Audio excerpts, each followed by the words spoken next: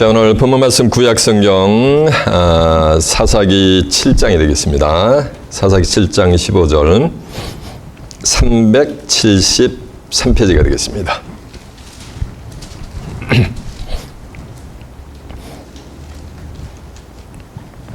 오늘의 본문 말씀 구약성경 사사기 7장 15절입니다. 373페이지가 되겠습니다. 찾으신 줄 알고 제가 봉독합니다. 기드온이 그 꿈과 해몽하는 말을 듣고 경배하고 이스라엘 진중에 들어와서 이르되 일어나라 여호와께서 미디안 군대를 너희 손에 붙이셨느니라 하고 300명을 세대로 나누고 각 손에 나팔과 빈 항아리를 들리고 항아리에는 횃불을 감추게 하고 그들에게 이르되 너희는 나만 보고 나의 하는 대로 하되 내가 그 진가에 이르러서 하는 대로 너희도 그리하여 나와 나를 쫓는 자가 다 나팔을 불거든 너희도 그 진 사면에서 또한 나팔을 불며 이르기를 여호와를 위하라 기드온을 위하라 하라 아멘. 사사기 7장 15절에서 18절까지 봉독을 해드렸습니다. 오늘은 본문 말씀을 토대로 300인의 기드온 용사 이런 제목으로 말씀을 증거해 드리도록 하겠습니다. 자, 좀 하셨습니다. 사사기 7장 15절에서 18절의 말씀을 통해서 300인의 기드온 용사 이런 제목으로 말씀을 증거해 드리도록 하겠습니다. 아모스 3장 7절에 보면 이런 말씀이 있어요. 주 여호와께서는 자기의 비밀을 그종 선지자들에게 보이지 않고는 결단코 행하심이 없느니라 라고 해서 하나님은 미래에 행하시고자 하는 하나님의 비밀을 그종 선지자들, 구약에 있었던 수많은 선지자들 통해서 미리 보여주고 섀도우로, 픽처로 미리 보여주고서 이후에 장래에 행하신다는 말씀이요. 전도 3장 15절에도 보면 이제 있는 것이 옛적에도 있었고 지금 이루어지고 있는 이 일이 옛적에 이미 지난 시대에도 있었다는 말씀이요. 그러면서 하시는 말씀이 장래에 있을 것도 옛적에도 있었나니 미래에 장래에 되어질 것도 이미 옛적에 이미 다 있었다는 얘기요. 그러면서 하시는 말씀이 하나님은 지나간 것을 다시 찾으시느니라 라고 한 줄로 믿습니다. 전도서 1장 9절에 보면 헤아려는 새 것이 없다는 말이요. 이스라엘 백성들이 구약에서 430년 동안 종살이를 하다가 모세를 통해 가지고 출애굽을 합니다. 그래서 40년 동안 광야 생활을 거쳐서 모세 사명을 이어받은 여호수아를 통해 가지고 언약궤를 앞서서 요단강을 육지같이 가르고 여리고성을 무너뜨리고서 이스라엘 백성들을 여호수아가 인도해서 적과 꿀인 가나안 땅으로 입성을 합니다. 그래서 실로에서 회막을 세우고 11지파에게 땅을 분배를 해줘요. 그러면서 여호수아 사명자가 여호수아가 사는 동안에는 이스라엘 백성들이 하나님을 잘 섬깁니다. 그리고 나서 여호수아가 죽고 난 다음에 여호수아 사후에 이스라엘 백성들이 하나님을 버려버리고 이방신을 따라가는 거예요. 그러면 하나님의 그 주변에 있는 블레셋이라든가 아말렉이라든가 미디안 족속들을 통해서 하나님의 백성들을 하나님이 징치를 합니다. 심판을 해버려요. 그러면 하나님의 백성들이 하나님께 애골복골하면서 우리를 구원해달라고 울부짖으면 하나님이 사사를 보내는 거예요. 사사를 보내서 이스라엘 백성들을 구원해 냅니다. 그러면 사사가 사는 동안은 또 이스라엘 백성들이 하나님을 잘 섬기다가 그 사사가 또 죽어버리면 하나님을 또 버리고 누굴 섬겨요? 또 이방신을 따라가는 거예요. 그러기를 계속 어게인 점철된 것이 사사기의 전부예요. 사사기의 내용이에요. 오늘 본문의 배경도 하나님의 백성들이 이방신을 따라가니까 미디안 족속들을 통해 가지고 하나님이 추수때가 되면은 이스라엘 백성들이 갖고 오는 농사를 갖다 전부 수확물을 다 걷어가는 거예요. 수확물뿐만 아니고 온갖 라이프스타까지 짐승들은 물어내고 부녀들까지 전부 데리고 가버리는 거예요. 그러니까 하나님의 백성들이 하나님께 애원을 하니까 여호와의 사자가 사사를 세우기 위해서 요아스의 아들 겁장이 기드온에게 나타나는데 이자는 얼마나 겁이 많으냐면은 이스라엘 백성들을 무찌르려고 그 이방 족속들이 쳐들어오면은 전부 사람들이 전부 바위굴이라든가 아마 굴 속으로 들어가서 생명을 보존하는데 이 기드온은 어떤 자냐면은 미디안 족속이 무서워가지고 포도주 틀에 가가지고 밀을 타작을 해버려요. 저도 유년 시절에 밀 타작을 많이 해봤어요. 시골에서. 그 밀이 탁 튀어가지고 옷에 딱 찔리잖아요. 그러면 이게 살을 팍 들어갑니다. 그래가지고 얼마나 따가운데요. 근데 이 기드온은 어디서 타작을 했다고요? 포도주 틀에 가서 그 타작을 하니까 얼마나 괴로웠겠냐고요. 이 겁쟁이 요아스의 아들 기드온을 찾아가지고서 여호와의 사자가 이런 말을 해요. 하나님께 은혜를 받은 큰 용사여, 내가 이스라엘을 구원해 내거라. 하나님이 너희와 함께 함이니라 라고 하니까 이 겁쟁이가 뭐라 하냐면 내가 용사라고요? 저는요 12지파에서 가장 비리비리한 문하세 지파 중 하나고 또 한 가문에서도 가장 별 볼 일 없는 막내인데 제가 무슨 뭐 용사입니까? 제가 무슨 힘이 있어가지고 이스라엘을 구원해냅니까? 그리고 하나님이 우리와 함께 해준다고요? 하나님이 함께 해주면 우리가 왜 요모양 요꼴로 이렇게 살아갑니까? 핍박을 받아가면서 이방 족속들로부터 하나님이 우리와 함께하면 그 함께한다는 그 징표를 한번 보여주세요 라고 하는 거예요.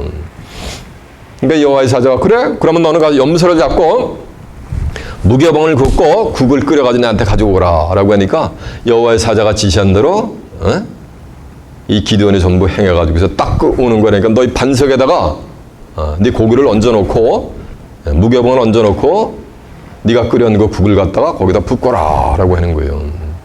그래서 여호와의 사자의 지시대로 기드온이 전부 하니까 여호와의 사자가 지팡이를 가지고 반석을 쫙 갖다 터쳐버리니까 반석에서 뭐가 나면 불이 확 나와가지고 그 재물을 전부 태워버리는 거예요.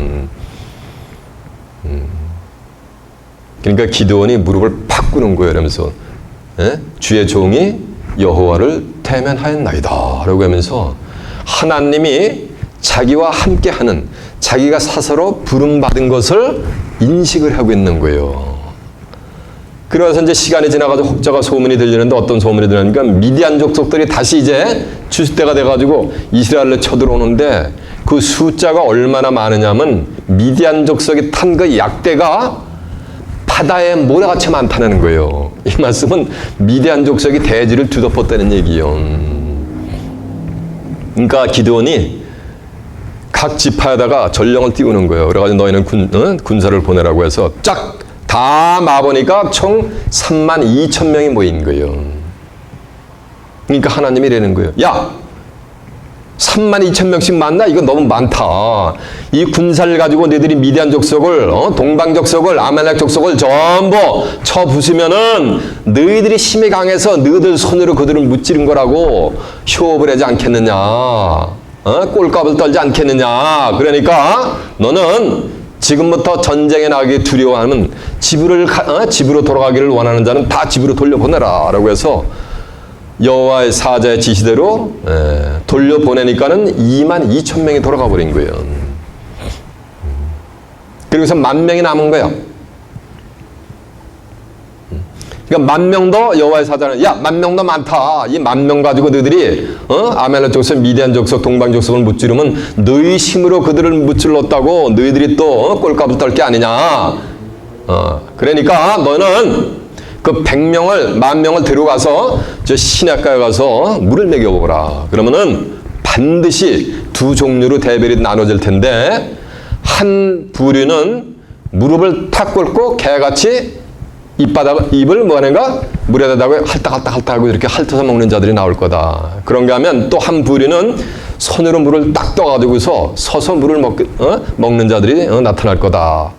라고 하는 거예요. 그래서 여호와의 사자의 지시대로 가서 딱 행하니까는 글자 그대로 300명을 제외한 모든 무리. 그러니까 몇 명이요? 10,000명 중에서 300명을 제외하니까 몇 명이요? 맞아요. 9,700명이 여호와의 사자가 말씀하신 대로 무릎을 딱 꿇고 개같이 할딱할딱 물을 핥아먹는 거예요. 그러니까 야, 개같이 물을 핥아먹은 놈들 다 집으로 보내대요. 그래가지고 9,700명은 집으로 돌려보내는 거예요. 그러니까 몇 명 남은 거야? 맞아, 300명. 누구하고? 기드온하고. 그래서 오늘 설교 제목은 뭐야? 300인의 기드온 용사예요.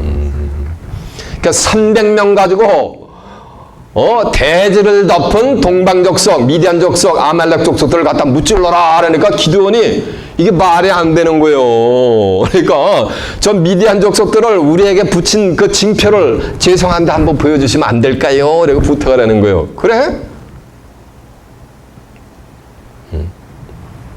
그 보여주마. 그러니까 제가 양털을 갖다가 타작마당에 놓을 테니까 하나님께서 그 징표로다가 양털에는 이슬이 내리고 마당에는 내리지 않게 해 주시옵소서라고 하는 거예요. 그러니까 그래, 그러면 그렇게 한번 해봐라 라고 하는 거예요. 그래서 기드온이 양털 한 뭉치를 갖다가 타작마당에다 놓은 거예요. 그래서 아침에 일어나 보니까 글자 그대로 여호와 하나님께서 말씀하신 대로 이 양털 뭉치는 물이 행군히 기어 있는 거예요. 그리고 타작마당은 뽀송뽀송한 거예요. 그래가지고 그걸 양털 뭉치를 짜보니까 그릇으로 물이 한 대접이 나와버리는 거예요. 그렇게 표정을 봤단 말이에요. 그러면 가 무찔러야 될 거 아니에요. 전쟁에 나가야 될 거 아니에요. 근데도 머물거려 이러면서 한 번만 되면 안 될까요? One more time이라는 거예요. 이번엔 반대로요. 이슬이 양털에는 내리지 않고 마당에만 내리게 해주세요. 이렇게 또 부탁을 하는 거니까 그래, 그럼 그렇게 한번 해봐라. 그래서 하룻밤이 지나가지고 아침에 보니까 양털은 뽀송뽀송한데 타작마당에는 뭐가 되는 거예요? 이슬론에서 말인가 촉촉하게 젖어 있는 거예요. 그러니까 완벽하게 미디안 족속들을 자기에게 붙인 것을 표정을 하나님이 보여주셨죠. 그런데도 미디안이 원체 겁쟁이라 이게 망설이는 거예요. 기드온은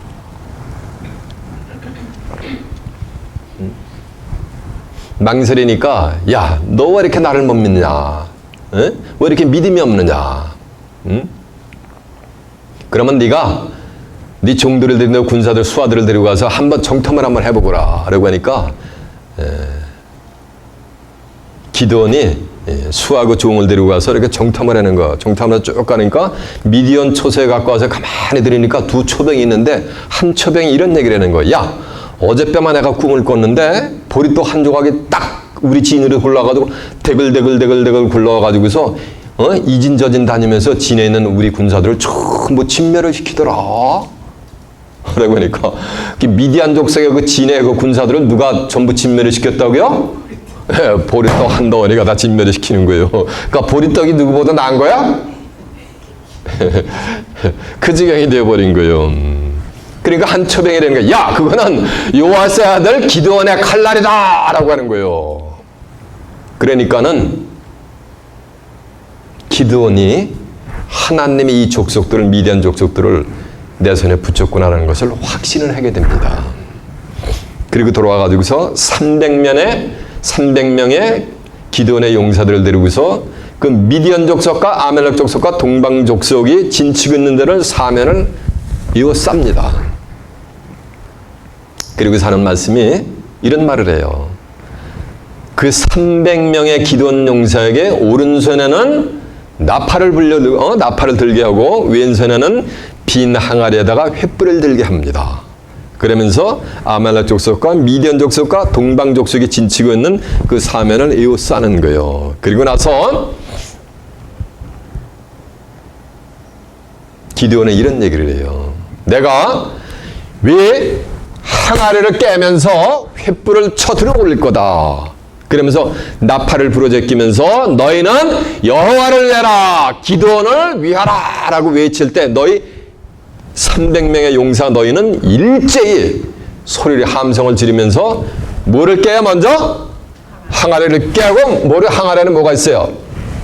횃불을 높이 쳐들고. 근데 항아리는 항아리인데 무슨 항아리? 빈 항아리에다가 비낭아리를 깬단 말이야. 비낭아리를 깨니까 얼마나 소리가 요란해요. 항아리에 잔뜩 물건이 들었으면 깨본들 소리가 나요, 안 나요? 안 나지. 그래서 반드시 비낭아리. 비낭아리를 깨면서 횃불을 쳐들고서 나팔을 갖다 부러지끼는 거예요. 한밤중에. 그러고 보니까 미디안 족속과 아말렉 족속과 동방 족속이 딱 보니까 한밤중에 기드온의 용사들이 자기들을 포위하고서 나팔을 부러제끼니까 이게 정신이 혼미가 돼가지고 자기 앞에 나타나는 물건, 사람만 왔다 갔다 하면 이거는 누구다? 이건 기드온이 보낸 용사들이다라고 해서 혼선을 빚게 해가지고서 정신이 혼미해가지고서 저들이 저들 편을 전부 밤새도록 도륙을 해버리는 거예요. 이해가 되십니까? 그래서 이스라엘 백성들을 치러 온 그 적군들이 저들끼리 스스로 싸움을 해가지고서 밤새도록 도륙을 해가지고 저들이 전멸이 돼버리는 거예요. 그래가지고 이스라엘 백성들이 구원함을 받았단 말이에요. 언제? 사사시대에. 이거는 이스라엘 백성들이 겪었던 한 지나가는 역사적인 한 사건 이벤트란 말이에요. 근데 그것으로 끝나는 것이 뭐라는 얘기야? 아니라는 거예요. 왜? 이제 있는 것이 옛적에도 있었고 장래에 있을 것도 언제? 옛적에도 있었나니 하나님은 지나간 것을 뭐라는 말씀이야? 다시 찾는다 그랬잖아요. 이 오늘 본문의 내용을 읽고서 고대에 이런 일이 있었나 보구나 라고 지나가 한 치부해버린단 말이에요. 그게 아니라는 말씀이야. 이게 다시 뭐 한다는 얘기야? 다시 재현이 된다는 얘기요. 육적인 이스라엘 민족이 아니고 이사 14장 1절에 보면 다시 택한 이스라엘 민족이 또 등장한단 말이에요. 영적인 이스라엘 족속들이. 하나님으로부터 그 신앙이 인침을 받은, 인정을 받은 계시록 7장 4절에 보면 그런 다시 택한 이스라엘 영적인 민족을 뭐하는가? 괴롭히는 또 누가 등장하게 되는가? 세상 끝날이 되면 맞아요. 미디안 족속과 아말렉 족속과 동방 족속과 같은 계시록 18장에 등장하는 큰 성 바벨 도성에 거하는 자들이 또 출현하게 돼 있는 거예요. 그러면 그들의 침해로부터 다시 택한 영적인 이스라엘 백성들을 또 뭐하는 거야? 보호해 줄 기드온과 같은 또한 또 한 사명자가 또 출현하게 돼 있는 거예요. 그래서 이스라엘 백성들을 구원해내는 그게 뭐야? 그게 사사예요. 사사의 직분은 뭐하는가? 이스라엘 백성들을 적으로부터 구원해낼 수 있는 능력을 가진 자가 그게 사사요. 이해가 됐습니까?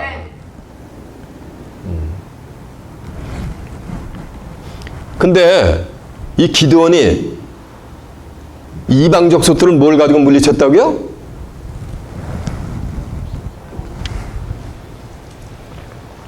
오늘 본문 가봐요. 이렇게들 멈블링들에 여기서 본문 다시 가봅니다. 사사기 몇 장이요? 7장 15절 다시 한번 제가 읽어드릴게요. 기드온이 그 꿈과 해몽하는 말을 듣고 경배하여 이스라엘 진중에 돌아와서 이르되 일어나라 여호와께서 미디안 군대를 너희 손에 붙이셨느냐. 미디안 군대를 정탐꾼을 보내가지고 붙인 걸 확신을 하죠. 기드온이 붙이셨느니라고 300명을 세대로 나누고 각 손에 나팔과 비낭아리를 들고 항아리 하나는 횃불을 감추게 하고 그들에게 이르되 너희는 나만 보고 나의 하는 대로 하되 내가 그 진가에 이르러서 하는 대로 너희도 그리하라. 나와 나를 쫓는 자가 다 나팔을 불거든 너희도 그 진사면에서 또한 나팔을 불며 이르기를 여호와를 위하라 기드온을 위하라 하라 하시니라라고 한 줄로 믿습니다. 그래서 자 보세요. 이 기드온이 이 이방 족속들을 무찌르는 자 뭐냐면은 빈 항아리를 가지고 빈 항아리에다 뭐를 감췄어요? 횃불을 가지셨단 말이에요. 이게 심판의 도구예요. 빈 항아리, 그 당시에 고대에는 글자 그대로 빈 항아리를 가지고 있었는지 모르겠어요. 이스라엘 민족들이. 이 빈 항아리가 육신적인 항아리가 아니라는 얘기예요. 세상 끝날에 등장할 항아리는 육신적인 항아리가 독이 아니라는 거예요.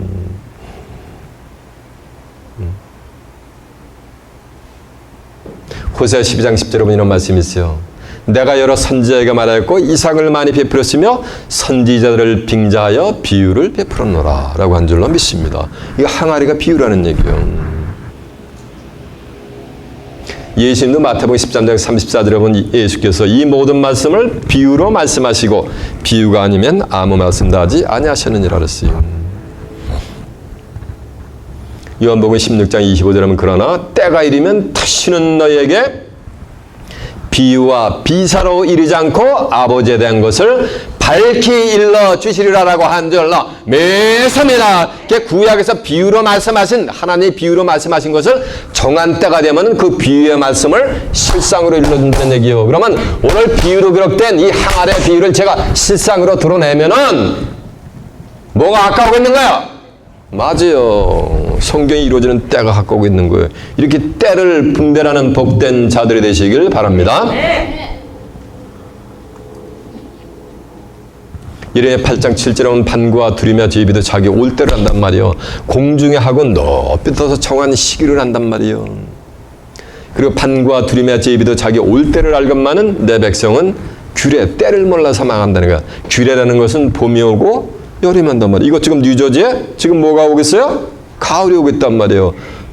가을이 오면 뭐 1년 24개월 다 가을인가? 정한 때가 되면 또 뭐가 와요? 눈이 오고 뭐가 되는 거야? 폭설이 온단 말이에요. 겨울이 온단 말이에요. 겨울이 또 지나면 뭐가 와요? 봄이 오고 봄이 또 지나면 뭐가 와요? 여름이 오고 여름이 또 지나면 다시 또 지금같이 가을이 오는 거예요. 이게 하나님이 정하는 규례예요. 이거를 하나님의 백성들은 모른다는 거. 그래서 망한다는 거예요. 내 백성이 무식해서 망한다 그랬어요. 호세아 4장 6절에 보면. 이사 5장 13절에 보면 내 백성이 무지함을 인해서 전부 사로잡혀 간다는 거예요. 이방인들에게. 이해가 되십니까? 그래서 이사 64장 8절에 보면 이런 말씀이 있어요. 우리는 진흙이란 말이야. 진흙. 누가 진흙이야? 우리 인간 하나님의 백성들이 진흙이요. 주는 토기장이니 우리는 다 주의 지으신 반이라라고 한 절로 믿습니다. 하나님이 토기장이 돼가지고서 뭐네가 진호. 하나님의 창세 때 어떻게 했어요? 사람을 여호와 하나님께서 흙으로 사람을 지으시고 생기를 그 코에 불어넣으시니 사람이 생명이 된지니라라고 한 줄로 믿습니다. 이해가 되세요? 그래서 인간을 뭐로 비유한 거야 지금? 그릇으로 비유한 거예요. 하나님은 토기장이로. 그래서 이사 54장 5절에 보면 여호와 하나님은 잡으세요. 우리의 남편이란 말이에요. 주 하나님은 너를 지으신 자여 우리의 남편이란 말이에요. 그러면서 온 세상에 하나님이라 일컬음을 받게 되리라고 한 줄로 믿습니다. 이해가 되십니까? 우리를 누가 졌다고요? 하나님이. 뭘 가지고? 진흙을 가지고. 이해가 되십니까? 그래서 성경은 이 그릇을 사람을 그릇으로 뭐냐면 비유를 했단 말이에요. 이해가 되세요? 로마서 9장 24절에 보면 유대인뿐만 아니라 이방인 중에서도 하나님께 택함을 받은 자들을 갖다가 그릇으로 비유를 하는 장면이 나옵니다. 자, 증거 내용을 한번 확인해 볼까요? 자, 증거 내용을 한번 확인해 보고 나가겠습니다.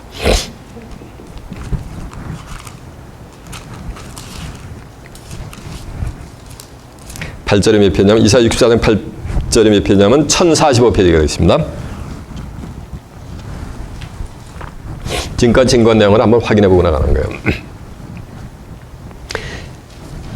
이사 64장 8절입니다. 그러나 여호와여 주는 우리 아버지시니다. 우리는 뭐요? 진흙이요. 주는 토기장이니 우리는 다 주의 손으로 지으신 판이라라고 한 줄로 믿습니다. 이해가 되시죠?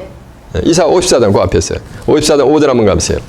너를 지으신 자는 내 남편이시라. 그러니까 우리를 지으신 자는 뭐라는 말씀이야? 남편. 그러니까 하나님의 백성들의 남편 입장으로 비유를 했단 말이에요. 너를 지으신 자는 내 남편이시라. 그 이름은 만군의 여호와시며 내 구속자는 이스라엘의 거룩한 자니라. 온 세상에 누구라 칭해요? 하나님이라 칭함을 받으실 것이니라라고 한 줄로 믿습니다. 이해가 되시죠? 자, 이제 로마서 한번 가보세요. 로마서 9장 한번 가보세요. 로마서 9장 19절부터 봅니다. 252페이지가 되겠습니다.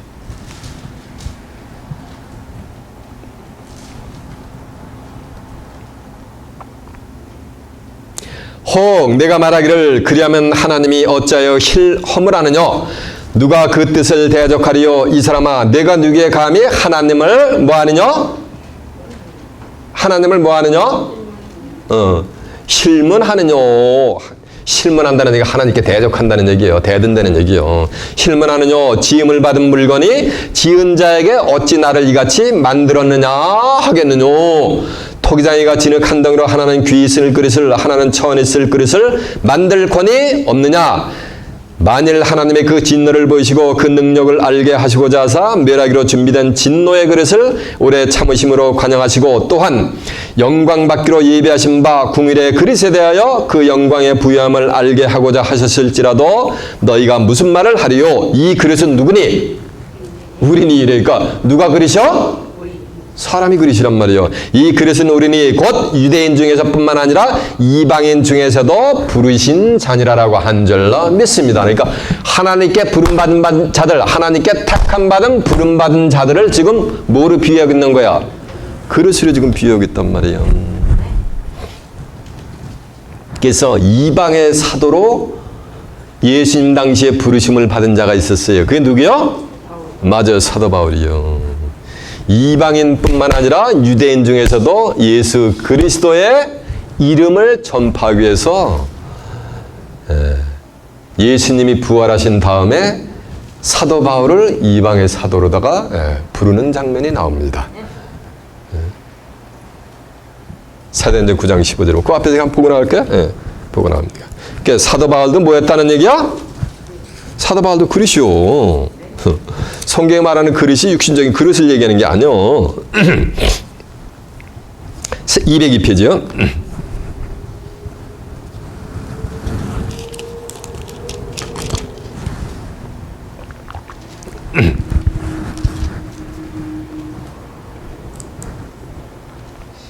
(15절) 보니까 주께서 가라사대 가라 이 사람은 내 이름을 이방인과 임금들과 이스라엘 자손들을 앞에 전하기 위하여 택한 나의 뭐다? 그릇이니라. 아나니아가 떠나 그 집에 들어가서 그에게 안수하여 가라되 형제 사울아 주 곧 내가 오는 길에서 나타나던 예수께서 나를 보내사 너를 보게 하시고 성령으로 충만케 하신다니. 즉시 사울은 사도 바울이 되기 전이요. 사울이라는 청년 시절이요. 청년 시절에 있었던 일이요. 즉시 사울의 눈에서 비늘 같은 것이 벗어져 다시 보게 된지라. 일어나 세례를 받고 음식을 먹음에 강건하여 지니라라고 한 줄로 믿습니다. 그래서 사도 바울도 유대인과 이방인들에게 예수 그리스도의 이름을 통해서 구원받게 하라고 예수님이 부활주님이 택한 뭐라는 말씀이야? 그릇이란 말이에요. 그래서 디모데후서 4장 7절에 보면은 하나님의 영광의 빛을 예수 그리스도를 통해서 그 보배를 갖다가 이 질그릇에다가 담았다고 고백을 하는 장면이 나와요. 그러니까 사도 바울이 뭐라는 얘기야? 질그릇이었다는 얘기야. 계시록 2장 26절에 보면 이런 말씀이 있어요.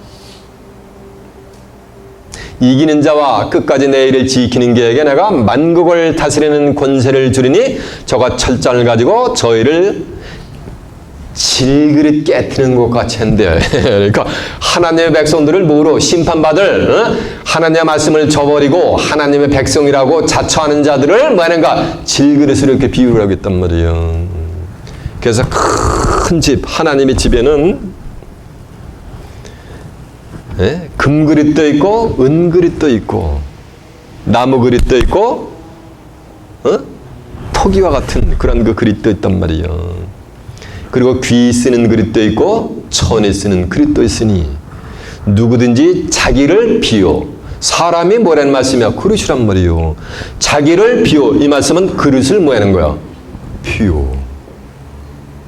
기드온의 300인의 용사는 뭐를 들었다고요? 피나가리 했단 말이에요. 그 자체가 자기를 빈 거예요. 자기를 비면은 주인의 쓰기에 합당하단 말이에요. 하나님이 사용하기에 쓰기에 합당하단 말이에요. 기드온의 용사로 쓰기에 뭐다는 말씀이야? 합당하다는 얘기요. 그러면서 모든 선한 일에 예비함이 되리라라고 한 줄로 믿습니다. 여러분도 여러분의 심령을 쫙 비우시기 바랍니다. 이해가 되세요? 예. 자, 증거 내용 한번 확인해 봐요. 디모데후서 2장 20절 한번 가봅니다. 344페이지가 되어 있습니다.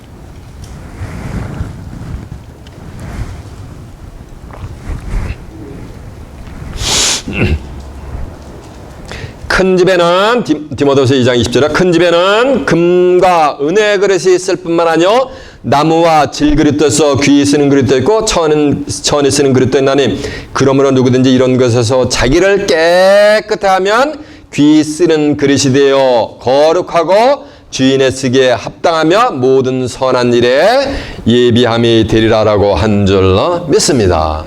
이해가 되죠? 자, 이제 계시록 2장 26절.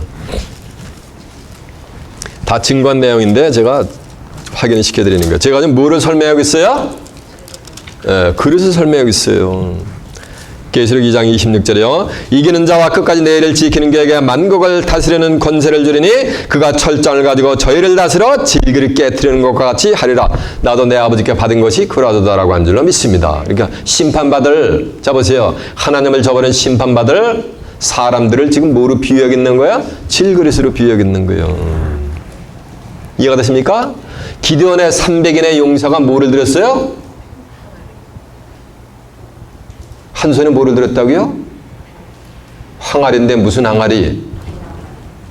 빈 항아리. 바로 기드온과 기드온의 300인의 용사 자체가 바로 빈 항아리였던 줄로 믿습니다. 오만 가지 세상 신, 그 주변에는 세상 신을 갖다가 그들의 심령에 담은 게 아니에요. 뭐만 담은 거야?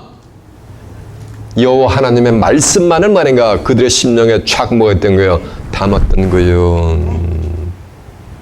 세상 끝날에도 마찬가지예요. 비난하게 될 자들은 오만 가지 유전과 전통과 교리와 세상 소리, 세상 무수마발의 지식을 그들의 심령에 담는 게 아니에요. 뭐만 담는 거야? 이 진리의 영만 담는 거예요. 그들의 심령에. 이해가 되십니까? 그 빈 항아리에다 뭘 가지고 있었어요? 횃불을 들고 있었잖아요. 횃불. 횃불했더니 뭐 육신적인 또 횃불인 줄 알아요. 이사야 62장 1절에 보면 이런 말씀이 있어요. 너희는 시온의 공의가 빛같이 예루살렘의 구원이 횃불같이 나타나도록 뭐같이?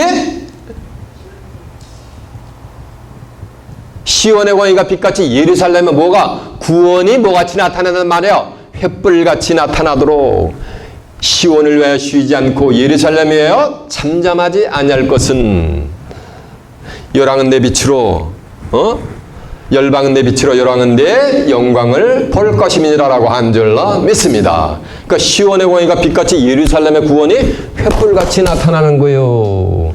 그러면 예루살렘 거민이 구원받는 것을 지금 뭐로 비유하고 있는 거예요? 횃불로 비유라고 했는 줄로 믿습니다. 이 불은 육신적인 불을, 파이어를 얘기하는 게 아니야.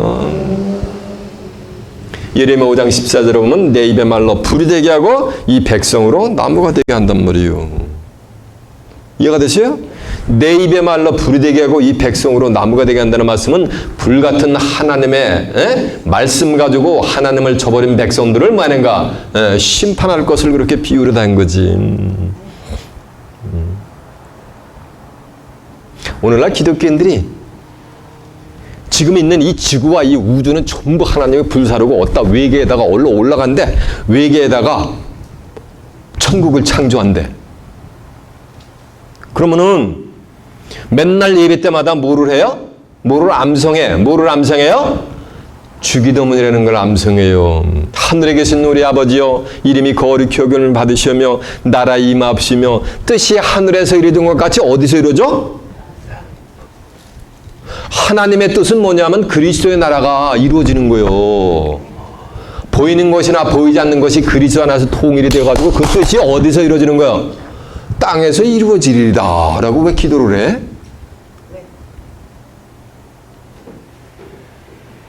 그러니까 천국이 어디서 이루어진다는 얘기야? 땅에서 이루어진단 말이에요. 여기서 이 지상에서. 계시록 11장 15절에 보면 이 세상 나라가 우리 주와 그 그리스도의 나라가 돼버리는 거예요. 뭐 어디 올라가긴 어디로 올라가. 성경은 하늘의 뜻이 내려오는 거예요. 천국이 뭐하는가? 지상으로 내려오는 거예요. 거룩한 사망이 없는 애통한 것이나 곡하는 것이나 아픈 것이 없는 거룩한 성에 하나님께로부터 하늘에서 뭐하는 거예요? 땅으로 내려오는 역사가 되게 될 줄로 매섭니다. 다 내려오면 성경은 대단한 막을 내리는 거예요. 그 거룩한 성으로 들어가면서 성경은 끝나는 거예요. 이해가 되십니까? 베드로서 3장 7절에 보면 하늘과 땅은 동일한 말씀으로 불사르기 위해서 간수받았다니까 하늘과 땅을 거기 써 있으니까 불사러 가지고서 뭐하는가 없애고서 어디다 뭘 짓는 걸 알겠단 말이에요. 그게 뭐라는 말씀이에요? 그게 비유의 말씀이요. 땅 시집가고 장가가고 살고 판고 심고 집을 짓는 이 세상 삶에만 몰두하는 심령을 가진 사람들을 불같은 하나님의 말씀으로 계시록 심판자 싹쓸이 멸절 심판할 것을 비유를 한 거고, 하늘은 뭐하는 거야? 내가 뭐다, 내가 누구다, 내가 뭐다라고 하는 거짓 선지자들과 그리스도들이 세상 끝날에 되면 출현한단 말이에요. 그들을 불같은 하나님의 말씀으로 뭐 할 거를 심판할 것을 이렇게 비유로다가 얘기한 거예요. 그래서 요한복음 16장 11절에도 보면은 심판에 대하려면 이 세상 임금이 이미 심판을 받았음이니라라고 한 줄 매섭니다. 불같은 뭐로? 하나님의 뭐로? 말씀으로 심판을 하는 거예요. 그들을 그렇게 비유한 것을 갖다가 하늘과 땅은 동일한 말씀으로 불사르기 위해서 그것도 하나님이 뭐하는가 마지막 때까지 간수하고 지금 그래가지고 목회 사역 잘해요. 그들도 거짓 선지자들도. 이해가 되세요? 메가처치로 성장해 나가고 그렇게 누가 만드는 거야? 하나님이 이렇게 만드시는 거예요. 몰아가지고 심판하기 좋게. 이해가 되세요? 진짜 알곡들 하나님의 백성들은 모여있는 게 아니요. 여기저기 뭐냐면 흩어져 있단 말이에요. 그러니까 이렇게 힘든 거예요, 저도. 마태복음 24장 29절에 보면 이런 말씀이 있어요. 그날 환난의 즉시 해가 어두워지고 달이 빛을 내지 않으며 하늘의 별들이 떨어지며 하늘의 권능들이 흔들리리라. 그때 인자의 징조, 예수 그리스도의 재림의 징조가 하늘에서 보이겠고 땅의 모든 족속들이 통곡하며 인자가 구름을 타고 모든 능력과 영광으로 오는 것을 보리라. 저가 그 천사들을 보내리니 저희가 하늘 이 끝에서 저 끝까지 사방에서 택함 받은 자들, 아까 부르심을 받은 자들을 하늘 이 끝에서 저 끝 사방에서 모으리라. 사방에서 모아서 재림하는 재림절을 맞이하게 하여 주시는 역사가 되게 될 줄로 매섭니다. 이해가 되세요? 이렇게 흩어져 있단 말이에요. 택함받은 소수의 무리들이 심판을, 이 육체의 심판을 피해갈 몸에 나갈 무리들이. 그래서 불은 하나님의 불 같은 말씀으로, 횃불은 하나님의 불 같은 뭐니까 심판의 말씀을 지금 횃불로 비유하겠단 말이에요. 예수님들이래요. 너희는 세상의 빛이래. 그러면 이스라엘 그 당시에 2000년 전에 예수님을 따르던 제자들이 세상의 빛이니까 그들은 밤이나 낮이나 항상 횃불 들고 다녔나? 횃불 들고 다녔어요? 그냥 다녔어요? 그럼 예수님 말씀이 거짓말이요? 너희는 세상의 빛이라는데? 제자들한테 건 너희는 세상의 빛이라. 온 동네가 너희 빛 때문에 숨기지 못할 것이다. 야, 사람이 등을 켜가지고 말 아래 두는 자가 있느냐? 말 아래 두면 내가 말만 환해지 그 방 안이 환해져요? 안 환해져요? 깜깜한 칠같이 어둠이 임하죠. 그 방이. 등경해야 되지 않느냐? 그래가지고 온 집안을 다 밝히지 않느냐? 이와 같이 너의 빛을 사람들에게 비춰가지고 너의 착한 행실을 보고 모든 사람들이 하나님께 영광을 뭐하라? 돌리게 하거라 라는 말씀이 있단 말이에요. 너희는 세상의 빛이라는 말씀은 태초에 말씀이 계시니라. 이 말씀이 하나님과 함께 계셨으니 이 말씀은 곧 하나님이시니라. 그가 태초에 하나님과 함께 계셨고 만물이 다 그로 말미암아 지은 바 되었으되 지은 것이 그가 없이는 된 것이 없느니라. 그 안에 생명이 있었으니 이 생명은 사람들의 뭐다? 빛이라 그랬잖아요. 예수님의 생명의 말씀의 빛을 제자들이 받았잖아. 그것을 너희는 세상 사람들에게 그 말씀을 전해라. 그 전하는 것이 그 말씀 안에 뭐가 있는가? 생명의 빛이 있어가지고 그 영혼들이 뭐는가? 살아난단 말이에요. 요한에서 1장 5절에 보면 그래서 하나님은 빛이라 그랬거든요. 말씀 안에는 생명의 빛을 밝히란 말이라 그래서 죽어가는 영혼들의 심령을 살리라는 얘기를 너희는 세상의 빛이라고 한 거지. 뭐 육신적인 예수님의 제자들이 횃불을 들고 돌아다녔냐고 3년 동안. 그게 뭐라는 말씀이야? 아니라는 거예요. 그래서 예수님도 이 세상에 뭐로 왔어요? 빛으로 오셨단 말이에요. 나는 세상의 빛이니 나를 따르는 자는 어둠에 다니지 아니하리라라고 한 줄로 믿습니다. 이해가 되세요? 그 횃불은 뭐는가? 항아리를 깼다는 얘기는 우리 인간의 자아, 여러분이 듣고 있는 이 말씀은 인간이 죽음을 보지 않고 영생 불사하는 몸으로 천지가 개벽이 되면서 이루어지는 하나님의 나라를 살아서 뭐 하는 거야? 유업으로 뭐 하는 거야? 받는 거. 이거는 그냥 빛이 아니야. 귀한 빛이요. 그 비밀의 빛을 여러분들은 전부 저를 통해서 받았단 말이에요. 이해가 되세요? 항아리를 깬다는 얘기는 그 말씀을 여러분의 아멘 했다는 얘기는 여러분이 그동안에 가져오셨던 모든 이성과 논리와 지식을 다 뭐 하는가? 다 버렸다는 거예요. 배설물처럼 사도 바울같이 버리고 그 말씀을 아멘으로 뭐 했다는 얘기야. 내 심령에 뭐 했다는 거야. 간직을 했다는 얘기예요. 그 말씀을 아멘으로. 그게 빈 항아리에다 내 자체가 육체 자체가 항아리니까 내 육체 자체에다가 뭐를 둔 거야? 지금 횃불을 지금 감춰놓고 있는 거. 기드온의 300인의 용사같이. 이것을 미디안 족속, 아멜렉 족속, 동방 족속을 물리치려면은 그 항아리를 뭐 해야 되는 거예요? 깨야 되는 거예요. 여러분의 자아를 버리고 담대하게 그 생명의 빛을 뭐라는 얘기가 바라라는 거예요. 그리할 때 미디안 족속, 동방 족속, 아멜렉 족속들은 혼미하게 될 줄로 믿습니다. 그리할 때 그들이 들어왔던 평생 들어왔던 말씀이 이게 뭐야 하면서 다 와르르 무너지는 거예요. 예. 그래가 저들 스스로 뭐하는가 다 저들 스스로 쌈박질해가지고 영적인 살인하게 돼 있는 거예요. 이해가 되세요? 자, 증거 말씀을 한두 개 확인해 볼까요? 예, 확인해 보겠습니다. 먼저 이사 62장 한번 가보세요. 이사 62장 1절이 몇 페이지냐면 1042페이지가 되겠습니다.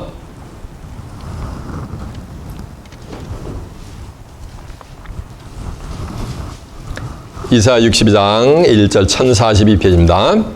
나는 시온의 권위가 빛같이 예루살렘의 구원이 횃불같이 나타나도록 시온을 위하여 잠잠치 아니하며 예루살렘을 위하여 쉬지 않을 것인즉 열왕이 내 공의를 열방이 내 공의를 열왕이 내 영광을 볼 것이며라고 한 줄로 믿습니다. 그 후미에서 예레미야 한번 가보세요. 예레미야 5장 14절 한번 보세요. 예레미야 5장 14절 1057페이지입니다. 그러므로 만군의 하나님 여호와가 이같이 말하노라. 그들의 이 말을 하였은즉 볼지어다 내가 내 입에 있는 나의 말로 불이 되게 하고 이 백성으로 나무가 되게 하려니 그 불이 그들을 살리리라라고 한 줄로 믿습니다. 그러면 내 입의 말로 불이 되게 하고 이 백성으로 나무가 되게 하는데 그 불이 그들을 살린다면 선지자가 말한 말이 휙 해가지고 입에서 훅 불이 나와가지고 이스라엘 백성을 훅 태워 죽였나 그 당시에? 아니란 말이에요. 선지자가 증거하는 불같은 말씀. 그래서 히브리 12장 29절에 보면 하나님은 소멸하는 불이심이니라 라고 한 줄로 믿습니다. 불같은 하나님의 말씀, 심판받는다는 얘기는 자보세요. 여태까지 잘못 들어오고 잘못 알고 있었던 것을 하나님의 말씀으로 제대로 딱 찔러주니까 뭐냐가 잘못 알았구나 라면서 뭐냐가 잘못된 지식이 전부 태워지는 거예요. 그게 심판되는 거 불같은 말씀으로, 하나님의 진리의 말씀으로. 이해가 되시죠?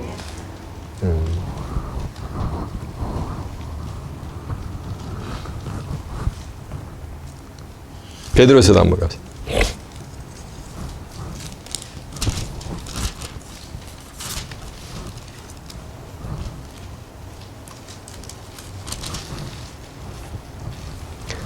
베드로서 3장 7절이요. 386페이지요. 이제 하늘과 땅은 동일한 말씀으로 불사르기 위하여, 그러니까 말씀이 동일한 말씀으로 불사르니까 말씀의 불이 되게 될 줄로 믿습니다. 동일한 말씀으로 불사르기 위하여 간수된 바 되어 경건치 아니한 사람들과 심판의 날까지 보존하여 두신 것이니라라고 한 줄로 믿습니다. 살아가는 자들아 주께는 천년이 하루가 천년 같고 천년이 하루 같은 이 한 가지 사실을 명심하라. 주의 약속은 어떤 이에 더디다고 생각하는 것 같이 더딘 것이 아니라 오직 너희를 대하여 오래 참으사 아무도 멸망치 않고 다 회개케 하기에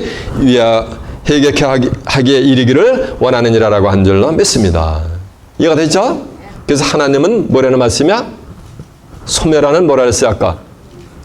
불이라 했잖아. 자, 히브리서 한번.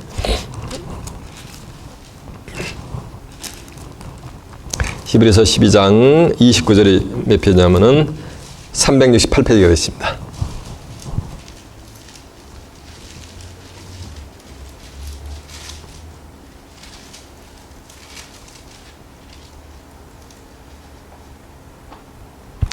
(29절부터) 그러므로 우리가 진동치 못할 나라를 받았은즉 은혜를 받자. 이로 말미암아 경건함과 두려움으로 하나님께 기쁘게 섬길지니 우리 하나님은 소멸하는 뭐다? 불의 시민이라고 한 줄로 믿습니다. 이해가 되세요? 그래서 횃불은 뭐를 상징한다는 거야? 맞아요. 하나님의 불 같은 뭐라는 거야? 말씀을 기드온의 300인의 용사는 가지고 있었던 거예요.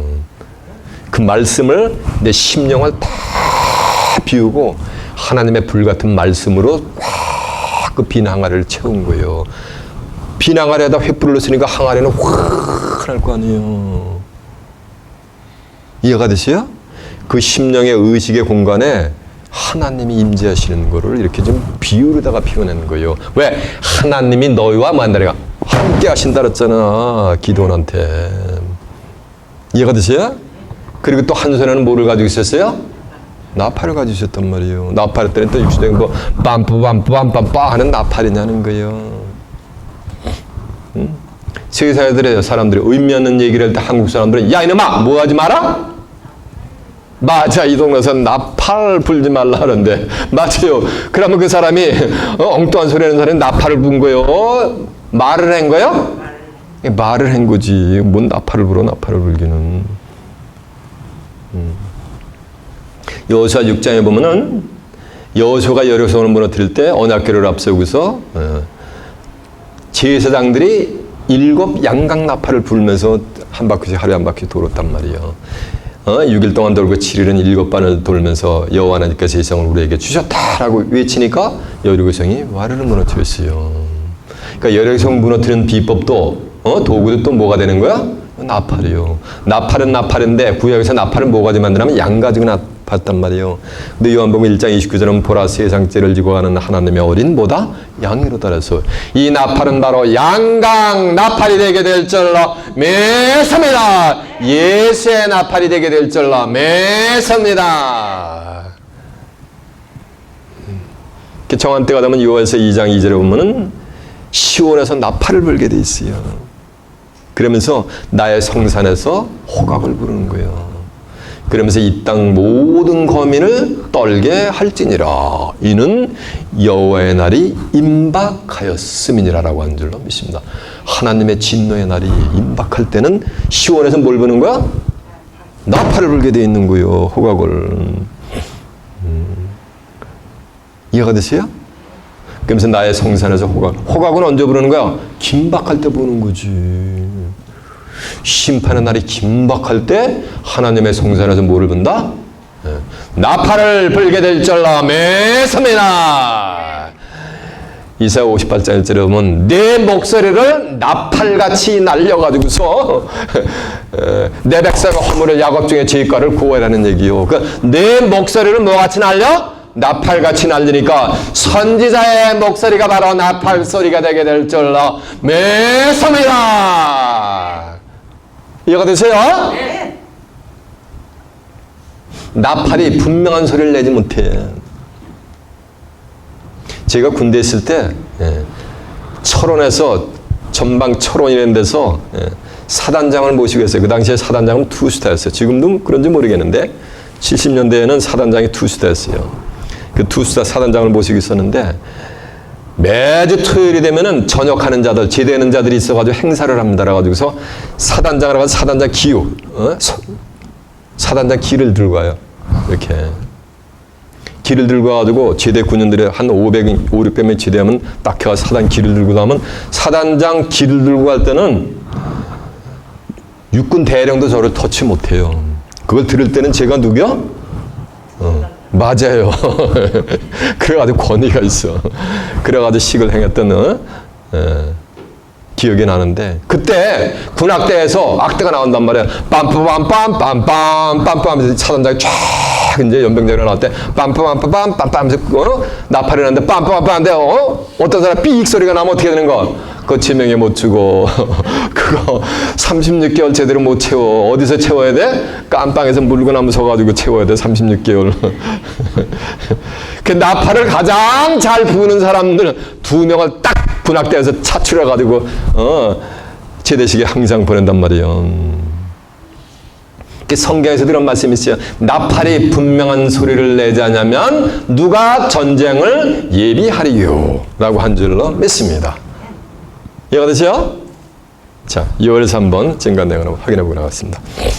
이제 구약성경 요엘서를 가봅니다. 요엘서가 몇 페이지냐면은 요엘서 2장 1절에 몇 페이지냐면은 1270페이지가 되겠습니다.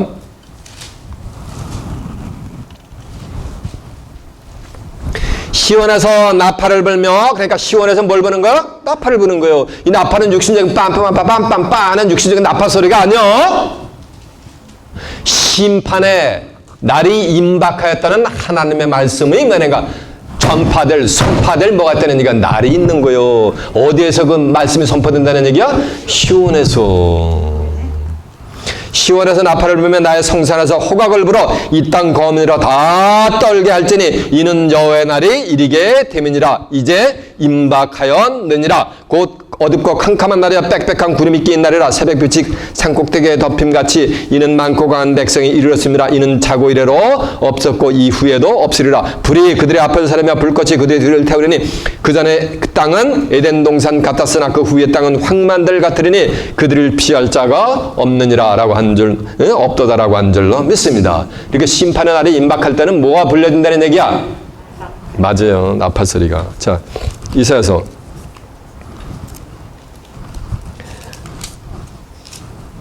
1절 몇 페이지냐면 이사 58장 1절에 몇 페이지냐면 1037페이지가 되어 있습니다.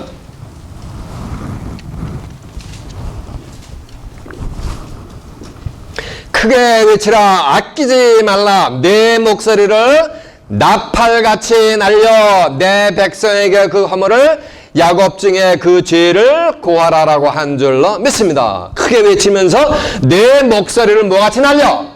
나팔같이 날려라고 했으니까 선지자가 외치는 목소리가 바로 나팔 소리가 되게 될 줄로 믿습니다. 양각 나팔을 불었다는 얘기는 예수님이 양이니까 예수님의 말씀을 부러졌겠다는 얘기요. 여러분들 기드온의 300인의 용사가 되려면 뭐 해야 되는 거야?